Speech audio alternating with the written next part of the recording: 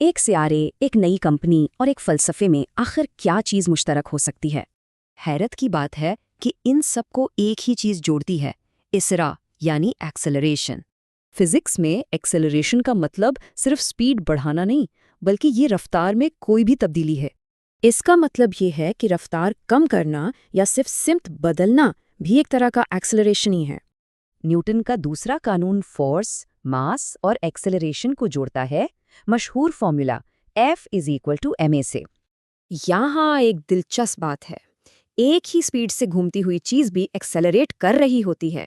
इसकी वजह एक्सेलरेशन की दो किस्में हैं, एक जो स्पीड बदलती है और दूसरी जो डायरेक्शन बदलती है। तो सूरज के गिर्द घूमता सियारा भले स्पीड ना बदले मुसलसल एक्सेलरेट कर रहा होता है। अब इसी एक्सेलरेशन के कॉन्सेप्ट को बिजनेस की दुनिया में देखते हैं, स्टार्टअप एक्सेलरेटर्स के साथ। इनका मकसद सीधा सा है, स्टार्टअप की ग्रोथ को तेज़ी से बढ़ाना और कामयाबी तक पहुंचाना। ये एक सख्त और तेज़ रफ्तार प्रोग्राम होता है, आमतौर पर सिर्फ 3 महीनों का। इस मदद और फंडिंग के बदले में एक्सेलरेटर्स कंपनी में 5 से 10% हिस्सा लेते हैं।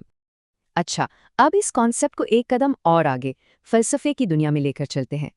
ये है इफेक्टिव एक्सेलरेशनिज्म यानी ESA। ये टेक्नोलॉजी की बेइंतहा तरक्की पर यकीन रखती है। EX का मानना है कि टेक्नोलॉजी ख़ास तौर पर AI को तेज़ करके इंसानियत के बड़े मसाइल हल हो सकते हैं। ये सोच इन तहरीकों के बिल्कुल खिलाफ है जो टेक्नोलॉजी ख़ास तौर पर AI को ख़तरा समझती हैं। तो फिज़िक्स हो, बिजनेस हो या फ़लसफ़ा, इन सब में मुश्तरक धागा है तब्दीली की शरह। चाहे सैयारा हो, स्टार्टअप हो या माशरा, एक्सेलरेशन ही उस तब्दीली की रफ्तार को बयान करता है।